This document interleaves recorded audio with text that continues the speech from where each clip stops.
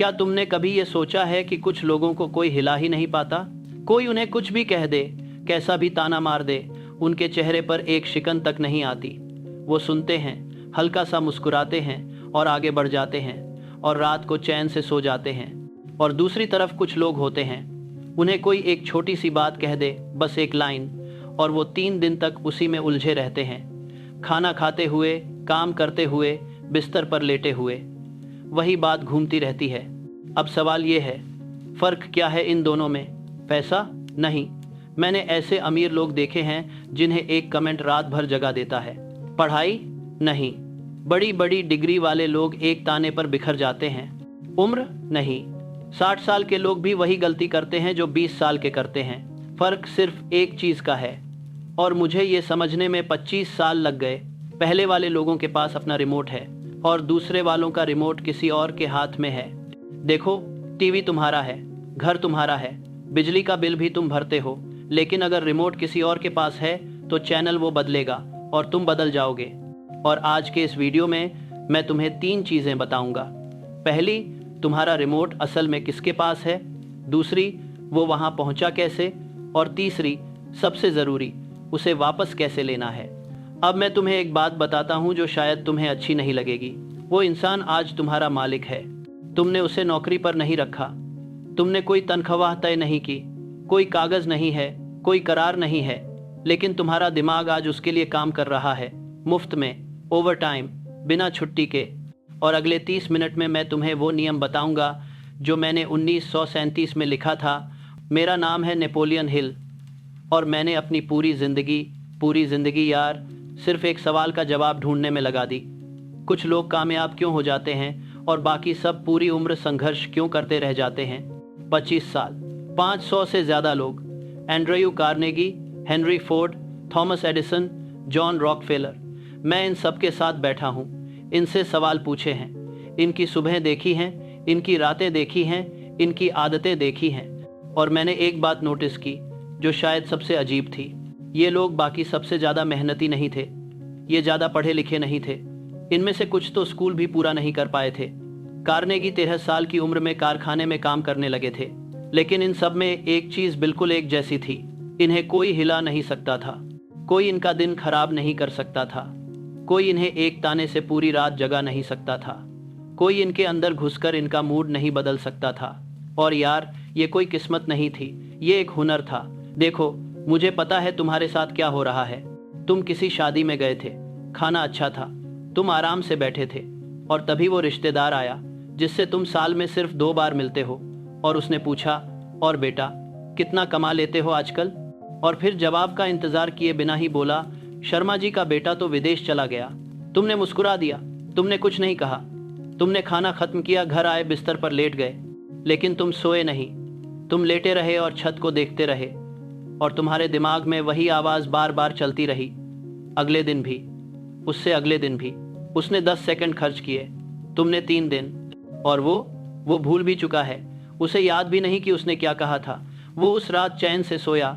या फिर ये तुम्हारा बॉस, पूरी टीम के सामने, उसने वो एक लाइन कही जो कहने की ज़रूरत नहीं थी, सबके सामने। तुमने वहाँ कुछ नहीं कहा, सिर हिलाया, लैपटॉप बंद किया, काम पर लौट गए। लेकिन उस रात 2 बज गए और तुम अभी भी उससे बहस कर रहे थे, अपने दिमाग में, अकेले, और उस बहस में तुम जीत भी रहे थे। वो सारे जवाब जो तुम्हें उस वक्त सूझे नहीं थे, अब एक के बाद एक सूझ रहे थे। अब हिसाब लगाओ, उसने उस दिन 8 घंटे काम किया, तुमने 16, 8 ऑफिस में और 8 बिस्तर पर, और उन 8 घंटों का तुम्हें कोई पैसा नहीं मिला। और सुबह वो ऑफिस आया, तरोताज़ा, आराम से सोया हुआ, उसे याद भी नहीं था कि उसने क्या कहा था। वो चैन से सोया और तुम उसके लिए जागे। या फिर वो इंस्टाग्राम की पोस्ट, तुम्हारा बैचमेट, नई गाड़ी, विदेश की तस्वीरें, प्रमोशन, वो मेरे साथ पढ़ता था, तुमने फ़ोन बंद कर दिया, लेकिन जिस मूड में तुमने ऐप खोला था उससे कहीं बुरे मूड में बंद किया। या फिर ये मीटिंग में तुम कुछ कह रहे थे और किसी ने बीच में टोक दिया, तुम्हारी अंग्रेज़ी ठीक कर दी सबके सामने। छोटी सी बात थी, शायद उसका मकसद भी बुरा नहीं था, लेकिन उसके बाद पूरी मीटिंग में तुम चुप रहे। तुम्हारे पास कहने को बहुत कुछ था, लेकिन तुमने नहीं कहा। और वो चुप्पी सिर्फ उस मीटिंग तक नहीं रही, है ना, वो अगली मीटिंग में भी आई, और उससे अगली में भी। और आज भी जब तुम बोलने वाले होते हो, एक पल के लिए वो आवाज़ आती है और तुम रुक जाते हो। या फिर वो घर वालों का व्हाट्सएप ग्रुप, रात के 11 बजे किसी ने कुछ भेज दिया, तुम्हारे करियर के बारे में कोई राय, तुम्हारी शादी के बारे में कोई मजाक, तुम्हारे किसी फैसले पर कोई तंजा। तुमने कोई जवाब नहीं दिया, तुमने बस फ़ोन उल्टा करके रख दिया। लेकिन नींद उस रात भी नहीं आई, और सुबह उठकर तुमने सबसे पहला काम क्या किया? वही ग्रुप खोला, ये देखने के लिए कि किसी और ने क्या लिखा, या फिर वो पुराना दोस्त जो हर बार मिलते ही वही एक बात याद दिला देता है, वो नाकामी जो 10 साल पुरानी हो चुकी है। वो सबके सामने हंसते हुए कहता है, अरे ये तो वही है जो उस बार फेल हो गया था। और सब हंस देते हैं और तुम भी हंस देते हो, लेकिन तुम्हारे अंदर कुछ बैठ जाता है हर बार 10 साल से। मैं सही कह रहा हूँ ना? देखो यार, कमेंट में एक चीज़ लिखो, सिर्फ रिश्ता लिखना, नाम मत लिखना, किसी का नाम नहीं। बस लिखो बॉस, या रिश्तेदार, या दोस्त, या पड़ोसी, या घर वाले। देखते हैं इस देश में सबसे ज़्यादा रिमोट किसके हाथ में है। और कोई तुम्हें जज नहीं कर रहा, हम सब वहाँ से गुजरे हैं, मैं भी गुजरा हूँ। अब मैं तुम्हें वो बात बताता हूँ जिसके लिए तुम यहाँ हो। तुम्हें लगता है कि जब कोई तुम्हें गुस्सा दिलाता है तो बस तुम्हारा मूड खराब होता है ना? दिन खराब हो गया, कल ठीक हो जाएगा, बस इतनी सी बात है। नहीं यार, ऐसा बिल्कुल नहीं है। और आज मैं तुम्हें बताता हूँ क्यों। मैंने अपनी किताब में एक बात लिखी थी, और वो बात आज तक लोग ठीक से समझे नहीं। मैंने लिखा था, सिर्फ वही विचार तुम्हारे अवचेतन मन तक पहुँचते हैं जिनमें भावना मिली हो। समझे? नहीं समझे तो रुको, मैं आसान करके बताता हूँ। तुम्हारा दिमाग 2 हिस्सों में काम करता है। ऊपर वाला हिस्सा, जिसे चेतन मन कहते हैं, वो सोचता है, हिसाब लगाता है, फैसले लेता है। ये वो हिस्सा है जिससे तुम अभी मेरी बात सुन रहे हो। और नीचे वाला हिस्सा, अवचेतन मन, वो तुम्हारी असली प्रोग्रामिंग रखता है। तुम्हारी आदतें, तुम्हारे डर, तुम्हारी पहचान, तुम कौन हो, ये असल में वही तय करता है। और वैज्ञानिक कहते हैं कि तुम्हारे 95% फैसले वही लेता है। तुम्हें लगता है तुम सोच समझकर फैसला ले रहे हो, लेकिन असल में फैसला पहले ही हो चुका होता है। अब ध्यान से सुनो, क्योंकि यही पूरा खेल है। अवचेतन मन हर विचार को अंदर नहीं आने देता। ठंडे, सूखे, बिना भावना वाले विचार उसे छूकर निकल जाते हैं। तुम 1000 बार कह लो कि मैं अमीर बनूंगा, अगर उसमें आग नहीं है, अगर उसमें कोई सच्ची भावना नहीं है, तो वो अंदर नहीं जाएगा, वो दरवाजे से ही लौट आएगा। लेकिन जिस विचार में भावना है, वो सीधा अंदर चला जाता है, बिना पूछे, बिना रुके, बिना किसी इजाज़त के। अब मुझे बताओ, आज पूरे दिन में तुम्हारे अंदर सबसे तेज भावना किसने पैदा की? तुमने या उसने? तुमने शायद सुबह कोई अच्छी बात पढ़ी होगी, शांति से, बिना ज़्यादा महसूस किए, 2 मिनट में ख़त्म। और शाम को उसने एक लाइन कही और तुम्हारे अंदर आग लग गई, और वो आग 3 दिन तक जलती रही। तो अब सोचो, तुम्हारे अवचेतन मन में किसका संदेश गया? तुम्हारा या उसका? जिसने तुम्हें गुस्सा दिलाया, उसने तुम्हारा दिन खराब नहीं किया, उसने तुम्हारे अवचेतन मन में लिख दिया। हमारे यहाँ एक कहावत है, जो बोओगे वही काटोगे। बिल्कुल सही कहावत है, सदियों पुरानी है और आज भी सच है। लेकिन एक सवाल कोई नहीं पूछता, वो कौन रहा है? अगर तुम्हारे दिमाग की ज़मीन में बीज तुम नहीं डाल रहे, कोई और डाल रहा है, तो फसल किसकी होगी? इसीलिए यार, वो तुम्हारा मालिक है। इसलिए नहीं कि वो तुमसे ताकतवर है, इसलिए नहीं कि वो तुमसे बड़ा है, इसलिए कि उसके पास तुम्हारे दिमाग की चाबी है और उसे पता है कि कौन सा बटन दबाना है। गुस्सा तुम्हारा है, लेकिन बटन उसका है। और एक बात और, ये भी मैंने लिखी थी, और ये और भी ज़रूरी है, अच्छी और बुरी भावना एक साथ दिमाग में नहीं रह सकती, दोनों एक ही कमरे में नहीं रह सकती। एक आएगी तो दूसरी को जाना पड़ेगा। ये कोई फिलॉसफी नहीं है, ये तुम्हारे दिमाग का नियम है। तो जब तुम 3 दिन उस रिश्तेदार के बारे में सोच रहे थे, उन 3 दिनों में इच्छा, विश्वास, उम्मीद, ये अंदर घुस ही नहीं सकते थे। जगह खाली नहीं थी, कमरा भरा हुआ था। तुम उन 3 दिनों में कोई सपना नहीं देख सकते थे, कोई योजना नहीं बना सकते थे। वो सिर्फ तुम्हारा सुकून नहीं ले गया, वो तुम्हारी वो जगह ले गया जहां तुम्हारे सपने रखे जाने थे। अब मैं तुम्हें एक आदमी की कहानी सुनाता हूँ। नाम था रमेश। रमेश एक छोटी कंपनी में काम करता था। तनख्वाह ठीक ठाक थी, पत्नी थी, एक बेटी थी, किराए का घर था, लेकिन अच्छा घर था। और सबसे बड़ी बात, रमेश खुश था, सच में खुश था। एक शाम रमेश ऑफिस से घर लौटा और देखा कि सामने वाले फ्लैट के बाहर एक नई गाड़ी खड़ी है, बिल्कुल नई, चमकती हुई। पड़ोसी बाहर ही खड़ा था। उसने रमेश को देखा, मुस्कुराया और बस इतना कहा, देखो भाई, ले ही ली आखिर। बस इतना ही। कोई ताना नहीं, कोई बेइज्जती नहीं, कोई तंज नहीं। शायद वो सिर्फ खुश था और अपनी खुशी बांट रहा था। रमेश ने भी मुस्कुराकर कहा, बहुत बढ़िया भाई, मुबारक हो, और अंदर चला गया। उस रात रमेश को नींद नहीं आई। अगले दिन ऑफिस में उसका मन नहीं लगा। तीसरे दिन उसने फोन पर गाड़ियों की कीमतें देखनी शुरू कर दी। चौथे दिन उसने ईएमआई का हिसाब लगाया। सातवें दिन उसने बैंक में लोन के लिए बात कर ली। 3 हफ्ते बाद रमेश के घर के बाहर भी एक नई गाड़ी खड़ी थी और उसके साथ 7 साल की ईएमआई। अब सुनो, ये सबसे जरूरी हिस्सा है, ध्यान से सुनना। रमेश को गाड़ी की जरूरत नहीं थी। उसका ऑफिस 15 मिनट की दूरी पर था। उसकी पत्नी को गाड़ी चलानी नहीं आती थी। बेटी का स्कूल गली के आखिर में था। उस पूरे साल में रमेश ने एक बार भी नहीं सोचा था कि उसे गाड़ी चाहिए। एक बार भी नहीं। उसने वो गाड़ी अपने लिए नहीं देखी थी, उसने पड़ोसी के लिए देखी थी। और अब आगे क्या हुआ वो भी सुनो, क्योंकि कहानी यहाँ खत्म नहीं होती। ईएमआई की वजह से रमेश को वो कोर्स छोड़ना पड़ा जिसके लिए उसने 2 साल से पैसे जोड़े थे। वो कोर्स जो उसे प्रमोशन दिला सकता था। उसने सोचा अगले साल कर लूँगा। अगला साल आया, ईएमआई चलती रही। फिर उससे अगला साल। 2 साल बाद उसकी जगह किसी और को प्रमोशन मिला, उस लड़के को जिसने वो कोर्स किया था। अब बताओ यार, पड़ोसी ने क्या किया था? 5 शब्द बोले थे, देखो भाई, ले ही ली आखिर। 5 शब्द। और अगले 7 साल रमेश की तनख्वाह का एक हिस्सा उन 5 शब्दों को जाता रहा। यही है वो चीज़ जो मैं तुम्हें समझाना चाहता हूँ। ट्रिगर सिर्फ मूड नहीं बदलता दोस्त, ट्रिगर तुम्हारे फैसले बदलता है, और फैसले जिंदगी बदलते हैं। और ये सिर्फ पैसों की बात नहीं है। मैं तुम्हें एक और कहानी सुनाता हूँ, ये और भी गहरी है। एक महिला थी, नाम सुनीता। शादी के बाद वो अपने ससुराल गई और वहाँ उसकी जेठानी ने पहले ही दिन एक बात कह दी। हंसते हुए कही, मजाक में कही, लेकिन कह दी।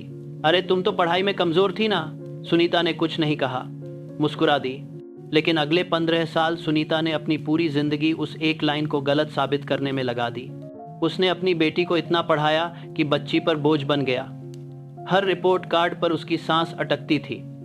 हर नंबर उसके लिए सिर्फ नंबर नहीं था, वो जेठानी को दिया गया जवाब था। और एक दिन उसकी बेटी ने रोते हुए कहा, मम्मी, आप मुझे पढ़ा रही हो या किसी से लड़ रही हो? उस दिन सुनीता को समझ आया, 15 साल, एक लाइन, और वो लाइन कहने वाली को शायद याद भी नहीं थी। देखो, मैं तुम्हें डराना नहीं चाहता, मैं तुम्हें जगाना चाहता हूँ। कमेंट में ईमानदारी से बताओ, क्या तुमने कभी कोई चीज़ खरीदी या कोई फैसला लिया सिर्फ इसलिए क्योंकि किसी ने कुछ कह दिया था? अगर हाँ, तो बस लिखो, मैंने भी किया है। शर्म की कोई बात नहीं, मैंने भी किया है, सबने किया है। और जो मानता नहीं वो अभी भी उसी जाल में है। और अगर तुम्हें यहाँ तक कुछ काम की बात मिली है तो चैनल सब्सक्राइब कर लो। मैं ऐसी ही बातें हर हफ्ते लेकर आता हूँ। अब मैं तुम्हें वो बात बताने जा रहा हूँ जो शायद इस पूरे वीडियो की सबसे कड़वी बात है, और मुझे पता है कुछ लोगों को ये पसंद नहीं आएगी, लेकिन मैं तुम्हारा दोस्त हूँ और दोस्त सच बोलते हैं, भले ही कड़वा हो। तुम में से बहुत लोग अभी सोच रहे होंगे, ठीक है नेपोलियन, समझ गया, मैं रिएक्ट नहीं करूँगा, मैं उसे जवाब नहीं दूंगा, मैं उसे करके दिखाऊंगा। जिस रिश्तेदार ने ताना मारा था, मैं इतना कमाऊंगा कि उसका मुंह बंद हो जाए। जिस बॉस ने बेइज्जती की, मैं उससे बड़ा बनकर दिखाऊंगा। जिस लड़की के घर वालों ने मना किया, एक दिन वो पछताएंगे। और तुम्हें ये मोटिवेशन लगती है, तुम्हें लगता है ये आग है, ये जुनून है, ये तुम्हें आगे ले जाएगा। तुम्हें लगता है ये तुम्हारी ताकत है, ये तुम्हारी ताकत है, ये तुम्हारी ताकत है, ये तुम्हारी ताकत है। दोस्त, ये मोटिवेशन नहीं है, ये उसी का रिमोट है, बस दूसरे हाथ में। सोचो ज़रा, ठंडे दिमाग से सोचो। अगर वो रिश्तेदार वो बात नहीं कहता तो क्या तुम्हारा गोल वही होता? अगर वो बॉस तुम्हारी बेइज्जती नहीं करता तो क्या तुम यही रास्ता चुनते? अगर जवाब नहीं है तो वो गोल तुम्हारा नहीं है यार, वो गोल उसने चुना है। मेहनत तुम कर रहे हो, मैं उसे दिखा दूंगा। ये तुम्हारा सपना नहीं है, ये उसका हुक्म है। और मैं तुम्हें ये कोई फिलॉसफी की तरह नहीं बता रहा। मैंने अपनी किताब में 7 ऐसी भावनाएं गिनाई थीं जो इंसान को अंदर से ख़त्म कर देती हैं। डर, ईर्ष्या, नफरत, बदला, लालच, अंधविश्वास, गुस्सा। बदला उनमें से एक है। मैंने उसे 7 सबसे खतरनाक भावनाओं में गिना था और अब सोचो, एक शादी में एक रिश्तेदार का एक सवाल तुम्हें ईर्ष्या भी देता है, गुस्सा भी देता है और बदले की भावना भी। 7 में से 3 एक सवाल में 10 सेकंड में। अब मैं तुमसे ये नहीं कहूँगा कि आगे मत बढ़ो, बढ़ो, ज़रूर बढ़ो, अमीर बनो, बड़े बनो, लेकिन एक सवाल पूछो अपने आप से, और बिल्कुल ईमानदारी से पूछो, क्योंकि झूठ बोलकर तुम सिर्फ खुद को नुकसान पहुंचाओगे। अगर वो इंसान कल गायब हो जाए तो क्या मैं फिर भी यही करूँगा? अगर जवाब हाँ है तो वो तुम्हारा सपना है। बहुत बढ़िया, लगे रहो, पूरी ताकत से लगे रहो। लेकिन अगर जवाब में एक पल की भी झिझक है तो दोस्त, तुम दौड़ तो रहे हो लेकिन दिशा किसी और ने तय की है। और सबसे बुरी बात क्या है पता है? अगर तुम वो सब हासिल भी कर लो, अगर तुम सच में उसका मुंह बंद करा भी दो, तो भी तुम्हें खुशी नहीं मिलेगी, क्योंकि वो जीत तुम्हारी नहीं होगी। वो सिर्फ उसका हिसाब बराबर होगा, और हिसाब बराबर करने में पूरी जिंदगी निकल जाती है यार। अब मुझे पता है कुछ लोग क्या सोच रहे हैं, मैं सुन सकता हूँ, नेपोलियन ये सब ठीक है, लेकिन अगर मैं जवाब नहीं दूंगा तो लोग मुझे कमज़ोर समझेंगे, लोग मुझे दबा हुआ समझेंगे, सब मेरे सिर पर चढ़ जाएंगे। देखो यार, ये सवाल बिल्कुल जायज़ है और मैं इसे हल्के में नहीं लूँगा। हमारे यहाँ इज़्ज़त कोई छोटी बात नहीं है, मैं जानता हूँ। घर की इज़्ज़त, अपनी इज़्ज़त, ये सब मायने रखता है। तो सुनो ध्यान से, जवाब न देना और कुछ न करना, ये 2 बिल्कुल अलग चीज़ें हैं। जो इंसान तुरंत जवाब देता है वो एक काम कर देता है, वो पूरे कमरे को बता देता है कि उसका बटन कहाँ है। सबको पता चल जाता है कि इस आदमी को कैसे हिलाया जा सकता है, और उसके बाद हर कोई जानता है कि तुम्हें कहाँ छूना है। जो तुरंत जवाब देता है वो अपने पत्ते खोल देता है, और जो रुक जाता है वो तय करता है कब, कैसे और करना भी है या नहीं। एक गुलाम है, दूसरा मालिक है। कमज़ोर वो नहीं जो चुप है, कमज़ोर वो है जिसे कोई भी 10 सेकंड में हिला दे। सोचो, तुम्हारे ऑफिस में सबसे ताकतवर आदमी कौन है? वो जो सबसे ज़्यादा बोलता है या वो जो सबसे कम बोलता है? तुम्हें जवाब पता है। जो कम बोलता है, जब वो बोलता है तो सब सुनते हैं, क्योंकि उसके शब्दों का वजन होता है। और एक बात याद रखना, चुप रहना और हार मानना अलग चीज़ें हैं। चुप रहना एक चाल है, हार मानना एक हालत है। कमेंट में बताओ, क्या तुम्हारे साथ कभी ऐसा हुआ है कि गुस्से में कुछ कह दिया और बाद में पछताए? बस लिखो, हाँ हुआ है, मुझे पता है, हम सबके साथ हुआ है। अब मैं तुम्हें एक बात बताता हूँ जो शायद तुमने कभी इस तरह नहीं सोची होगी। तुम्हें हर कोई ट्रिगर नहीं कर सकता। सोचो, कल सड़क पर कोई अनजान आदमी तुम्हें कुछ कह दे, कोई ऐसा जिसे तुम जानते भी नहीं। तुम्हें 2 मिनट बुरा लगेगा और फिर तुम भूल जाओगे, शाम तक याद भी नहीं रहेगा। लेकिन वही बात अगर तुम्हारे चाचा कह दें तो 3 दिन चलेगी। क्यों? क्योंकि तुम्हें सिर्फ वही इंसान हिला सकता है जिसे तुमने पहले से अपना जज मान लिया है। समझे इस बात को? ये बहुत गहरी बात है। कहीं ना कहीं चुपचाप बिना बोले तुमने कुछ लोगों को ये हक दे रखा है कि वो तुम्हारी कीमत तय करें। तुमने उन्हें कुर्सी पर बिठा रखा है, और अब जब वो फैसला सुनाते हैं तो वो तुम्हें लगता है अनजान आदमी की बात नहीं लगती, क्योंकि उसे तुमने कुर्सी नहीं दी। तो यार, तुम्हारा असली सवाल ये नहीं है कि वो ऐसा क्यों कहता है, तुम्हारा असली सवाल ये है कि मैंने उसे जज क्यों बनाया। और यही एक और चीज़ है जो तुम्हें समझनी है। तुम्हारा ट्रिगर तुम्हारा दुश्मन नहीं है, वो तुम्हारा नक्शा है। जो चीज़ तुम्हें सबसे ज़्यादा चुभती है वो बता रही है कि तुम असल में क्या चाहते हो। अगर पड़ोसी की गाड़ी चुभती है तो तुम्हें सम्मान चाहिए, इज्जत चाहिए। अगर कोई कहे कितना कमाते हो और तुम्हें आग लग जाए तो पैसा तुम्हारे लिए उतना बेमानी नहीं है जितना तुम कहते हो। अगर तुम्हारी पढ़ाई पर तंज चुभे तो तुम्हारे अंदर सीखने की भूख अभी जिंदा है। तो अगली बार जब कोई तुम्हें चुभे, गुस्सा करने से पहले 1 सेकंड रुककर पूछो, ये मुझे चुभा क्यों? और वो जवाब तुम्हें तुम्हारा असली गोल दिखा देगा। ट्रिगर एक दर्द है, लेकिन दर्द हमेशा बताता है कि चोट कहाँ है। अब आते हैं असली काम पर। अब मैं तुम्हें बताता हूँ कि करना क्या है। पहला सवाल ये है कि तुम्हें कैसे पता चलेगा कि तुम्हारा रिमोट किसके हाथ में है। मैं तुम्हें एक टेस्ट देता हूँ, इसे मैं कहता हूँ रिमोट टेस्ट। ये 10 सेकंड का है और तुम इसे अभी कर सकते हो, यहीं बैठे बैठे। आंखें बंद करो, उस इंसान को सोचो, वही जो वीडियो की शुरुआत में तुम्हारे दिमाग में आया था। अब खुद से एक सवाल पूछो, अगर वो कल गायब हो जाए तो मेरे कितने प्लान बदल जाएंगे? अगर जवाब है एक भी नहीं, तो रिमोट तुम्हारे पास है, तुम आज़ाद हो, मुबारक हो।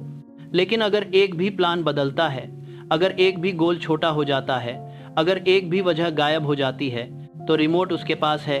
देखो, टीवी तुम्हारा है, घर तुम्हारा है, बिजली का बिल भी तुम भरते हो, लेकिन रिमोट किसी और के पास है, और वो जब चाहे चैनल बदल देता है और तुम बदल जाते हो। जिसके हाथ में तुम्हारा रिमोट है वही तुम्हारा मालिक है। अब एक बात बिल्कुल साफ कर दूं, क्योंकि ये बहुत ज़रूरी है और यही ज़्यादातर लोग गलत समझ लेते हैं। मैं तुमसे ये नहीं कह रहा कि उस इंसान को ज़िंदगी से निकाल दो। पश्चिम के लोग यही सलाह देते हैं, कहते हैं जहरीले लोगों को काट दो, दूर हो जाओ, संपर्क तोड़ दो। लेकिन यार, वो तुम्हारी बुआ है, वो तुम्हारा बॉस है, वो तुम्हारे पापा हैं, वो हर शादी में मिलेगा अगले 30 साल तक। तुम उसे कहाँ निकालोगे? तो हम उसे नहीं हटाएंगे, हम रिमोट वापस लेंगे। तुम उससे प्यार भी कर सकते हो, उसका सम्मान भी कर सकते हो, उसके पैर भी छू सकते हो, और फिर भी उसे अपने दिमाग की चाबी नहीं दे सकते। ये दोनों बातें एक साथ हो सकती हैं, और यही असली परिपक्वता है। और अब मैं तुम्हें वो बात बताता हूँ जो शायद तुम कभी नहीं भूलोगे। गुस्सा एक तोहफा है, देने वाला तुम्हें देता है, लेकिन खोलना तुम्हारे हाथ में है, और जो तोहफा तुम नहीं खोलते वो देने वाले के पास ही रह जाता है। सोचो इस बात को, रुक कर सोचो, दोबारा सुनो अगर ज़रूरत हो। आग उसने लगाई, लेकिन जलना तुमने चुना। अब मैं तुम्हें 7 नियम देता हूँ। ये कोई किताबी बात नहीं है, ये आज रात से कर सकते हो। नियम नंबर 1, 6 सेकंड रुको। जब कोई तुम्हें ट्रिगर करे तो पहले 6 सेकंड कुछ मत बोलो, कुछ भी नहीं। क्यों 6? क्योंकि पहला उबाल शरीर का होता है, दिमाग का नहीं। तुम्हारे अंदर एक रासायनिक लहर उठती है और वो 6 से 10 सेकंड में उतर जाती है। जो लोग उस लहर के अंदर बोलते हैं वो हमेशा पछताते हैं, हमेशा। जो लोग लहर उतरने का इंतज़ार करते हैं वो कभी नहीं पछताते। चुप रहना हार नहीं है, चुप रहना सही वक्त का इंतज़ार है। नियम नंबर 2, विचार को हटाओ मत, बदलो।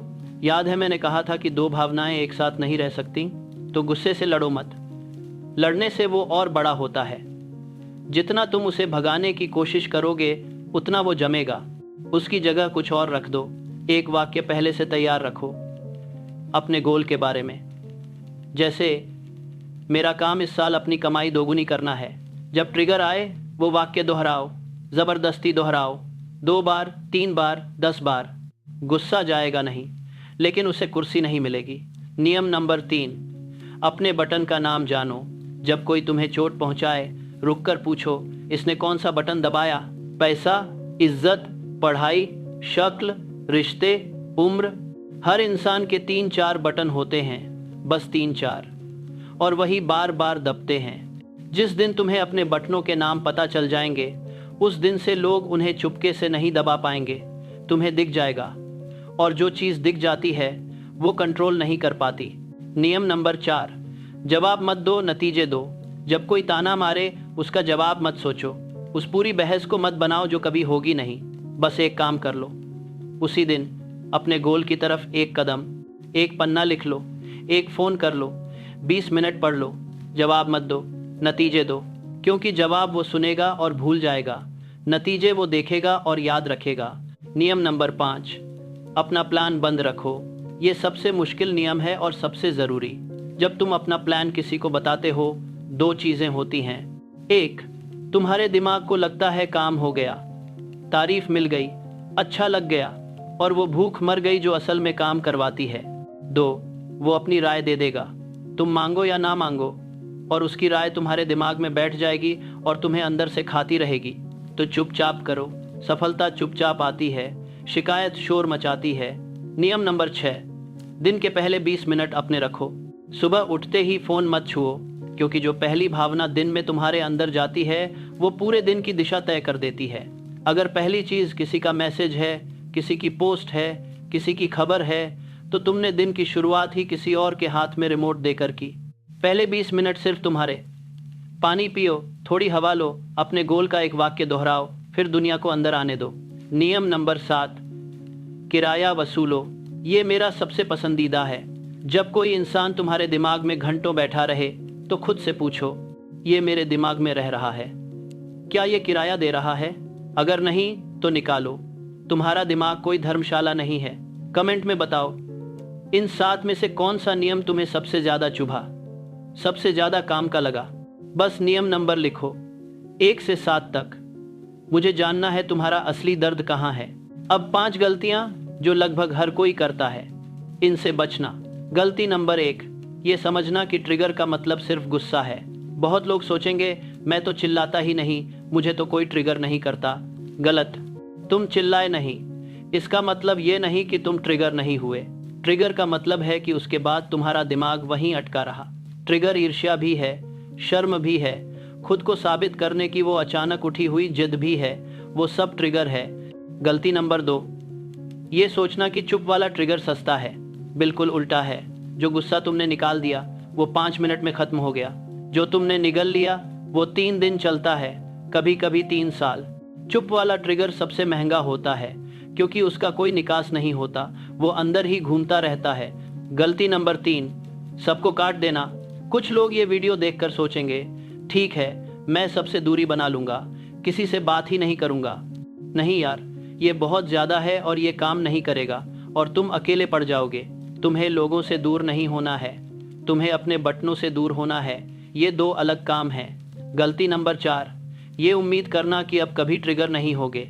मैं तुमसे झूठ नहीं बोलूँगा, तुम फिर ट्रिगर होगे। मैं भी होता हूँ, आज भी होता हूँ।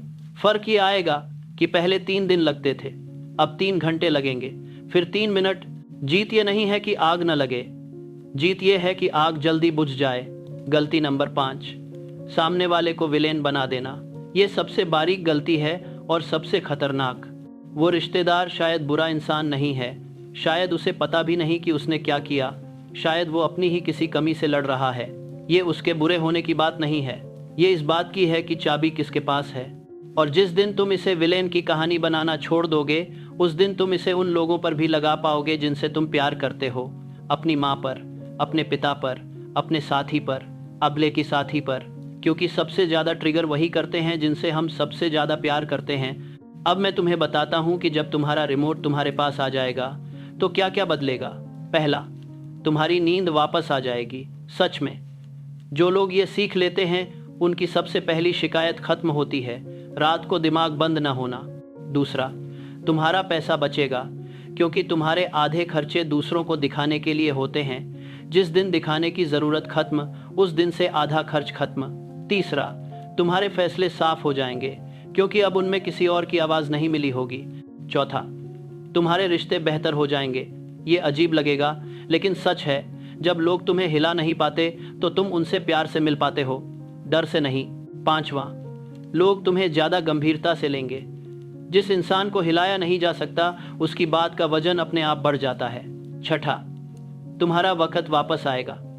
3 दिन की बहस, 2 घंटे की बड़बड़ाहट, वो सारा वक्त तुम्हारा हो जाएगा।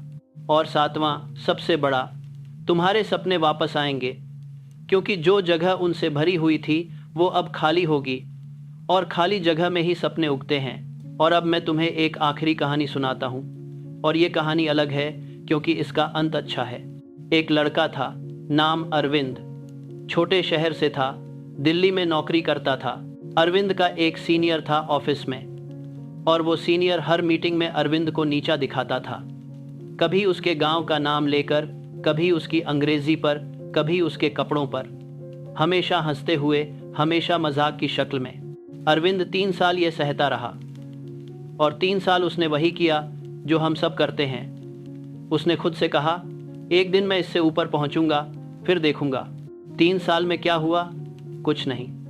उसने 4 बार नौकरी बदलने की सोची और हर बार डर गया। उसने 2 कोर्स शुरू किए और दोनों छोड़ दिए क्योंकि उसकी सारी ऊर्जा उस एक आदमी को हराने की कल्पना में जा रही थी। असली काम के लिए कुछ बचता ही नहीं था। फिर उसने एक चीज़ की, बहुत छोटी सी चीज़। उसने एक कॉपी में लिखना शुरू किया, रोज़ रात को, कौन क्या कहा, कितनी देर दिमाग में रहा। पहले हफ्ते उसे लगा ये बेकार है। दूसरे हफ्ते उसने एक बात देखी, एक ही नाम बार बार और एक ही बटन बार बार, उसका गांव, उसकी पृष्ठभूमि। और तीसरे हफ्ते कुछ अजीब हुआ। एक मीटिंग में सीनियर ने फिर वही मजाक किया और अरविंद ने अपने अंदर वो लहर उठती हुई महसूस की और पहली बार उसने उसे पहचान लिया। उसने मन में कहा, ये आ गई, और वो 6 सेकंड चुप रहा, बस इतना। उसने कोई करारा जवाब नहीं दिया, कोई बदला नहीं लिया, कुछ नहीं किया। लेकिन उस रात वो सोया पूरी नींद। और अगले 6 महीनों में अरविंद ने वो कोर्स पूरा किया जो 3 साल से अधूरा पड़ा था, क्योंकि अब उसके पास वो घंटे थे जो पहले बहस में जाते थे। आज अरविंद उसी कंपनी में उस सीनियर से 2 पद ऊपर है। और सबसे मज़ेदार बात क्या है पता है? अरविंद कहता है कि जिस दिन उसने रिमोट वापस लिया उस दिन से उसे उस आदमी को हराने में कोई दिलचस्पी ही नहीं रही, क्योंकि जब तुम आज़ाद हो जाते हो तो जीतने की ज़रूरत ही खत्म हो जाती है। अब मैं तुम्हें एक चैलेंज देता हूँ, 21 दिन का। इसे मैं कहता हूँ ट्रिगर डायरी। बहुत आसान है। एक कॉपी लो, 3 खाने बनाओ। पहला, कौन? दूसरा, क्या कहा? तीसरा, कितनी देर दिमाग में रहा? बस कुछ नहीं करना, सिर्फ लिखना। कोई विश्लेषण नहीं, कोई फैसला नहीं। पहले हफ्ते तुम्हें लगेगा कि कुछ नहीं हो रहा, बस लिख रहे हो, लगे रहो। दूसरे हफ्ते तुम्हें एक चीज़ दिखने लगेगी। तुम देखोगे कि वही 2-3 नाम बार बार आ रहे हैं और वही 2-3 बटन बार बार दब रहे हैं। तीसरे हफ्ते तक कुछ अजीब होगा। तुम ट्रिगर होने से पहले ही पहचान लोगे कि अब ट्रिगर होने वाला हूँ, और उसी पल तुम्हारे पास चुनने का मौका आ जाएगा। और 21 दिन बाद तुम उस कॉपी को खोलोगे और तुम्हें अपनी ही लिखावट में एक चीज़ दिखेगी जो तुम्हें हिला देगी। तुम देखोगे 10 सेकंड, 3 दिन, 5 शब्द, पूरा हफ्ता। और यार, मैं तुम्हें 1000 बातें बता सकता हूँ, लेकिन जो तुम्हें अपनी लिखावट में दिखेगा उसे कोई बहस नहीं हरा सकती। तीसरा खाना ही असली खाना है, वही तुम्हें बदलेगा। कमेंट में लिखो, मैं 21 दिन की ट्रिगर डायरी शुरू कर रहा हूँ, और आज की तारीख भी लिखो। और 21 दिन बाद इसी कमेंट पर वापस आकर जवाब देना, बताना कि तीसरा खाना क्या कहता है। मैं पढ़ूंगा, वादा। तो चलो, आखिरी बात। आज तुमने कुछ ऐसा नहीं सीखा जो तुम्हें पहले से पता नहीं था। तुम्हें पहले से पता था कि वो इंसान तुम्हें परेशान करता है। तुम्हें पहले से पता था कि तुम 3 दिन उसके बारे में सोचते हो। ये कोई नई बात नहीं है। आज बस एक चीज़ बदली है। आज तुम्हें इसका नाम पता चल गया। अब तुम्हें पता है कि वो सिर्फ तुम्हारा मूड नहीं ले जा रहा, वो तुम्हारे फैसले ले जा रहा है, तुम्हारी रातें ले जा रहा है, तुम्हारा पैसा ले जा रहा है, और तुम्हारे अवचेतन मन की वो जगह ले जा रहा है जहां तुम्हारे सपने रखे जाने थे। और कल जब वो फिर कुछ कहेगा और वो कहेगा, यार ऐसे लोग बदलते नहीं, तुम्हें कुछ करना नहीं है, बस 6 सेकंड रुकना है और मन में एक बात कहनी है, तोहफा तुम्हारा, मैं नहीं खोल रहा, बस इतना, और आगे बढ़ जाना। तुम वो इंसान हो जिसे कोई 10 सेकंड में नहीं हिला सकता। तुम वो इंसान हो जो जवाब नहीं देता, नतीजे देता है। तुम वो इंसान हो जिसका रिमोट सिर्फ उसके अपने हाथ में है। तुम बदले नहीं हो दोस्त, तुमने बस रिमोट वापस ले लिया है। और सुनो, मैं तुमसे एक आखिरी बात कहना चाहता हूँ, बहुत ईमानदारी से। आज से 21 दिन बाद तुम्हारी जिंदगी में कोई बड़ा तूफान नहीं आएगा, कोई चमत्कार नहीं होगा, कोई तुम्हारे दरवाजे पर पैसे लेकर नहीं आएगा। लेकिन एक चीज़ होगी, एक रात तुम बिस्तर पर लेटोगे और तुम्हें याद आएगा कि आज किसी ने कुछ कहा था, और तुम्हें यह भी याद आएगा कि तुमने उसके बारे में दोबारा सोचा ही नहीं। और उसी पल तुम्हें पता चलेगा कि तुम बदल चुके हो। ये कोई बड़ा लम्हा नहीं होगा, कोई इसे देखेगा भी नहीं, कोई ताली नहीं बजाएगा, लेकिन वही असली जीत होती है यार। असली जीत हमेशा चुपचाप आती है, और फिर धीरे धीरे तुम देखोगे कि तुम्हारी आवाज़ में एक ठहराव आ गया है। लोग तुमसे बात करते हुए थोड़ा रुकने लगे हैं, तुम्हारे फैसले साफ होने लगे हैं, क्योंकि जिस इंसान को कोई हिला नहीं सकता उसके आसपास लोग अपने आप संभल कर खड़े होते हैं। तुम्हें किसी को कुछ साबित नहीं करना पड़ेगा, तुम्हें किसी से बदला नहीं लेना पड़ेगा, तुम्हें किसी का मुंह बंद नहीं कराना पड़ेगा। तुम्हें बस अपना रिमोट अपने पास रखना है, बाकी सब अपने आप हो जाएगा। मैं नेपोलियन हिल हूँ और मैं तुम पर भरोसा करता हूँ, पूरा भरोसा। क्योंकि जो इंसान ये वीडियो यहाँ तक सुन रहा है वो सिर्फ सुनने नहीं आया, वो बदलने आया है। अगले वीडियो में मैं तुम्हें बताऊंगा कि जब रिमोट तुम्हारे हाथ में आ जाए तो सबसे पहले कौन सा चैनल लगाना है, यानी अपना असली गोल कैसे चुनते हो, वो जो किसी और ने नहीं तुमने खुद चुना हो। वो वीडियो मत छोड़ना। मिलते हैं, अपना ख्याल रखना यार।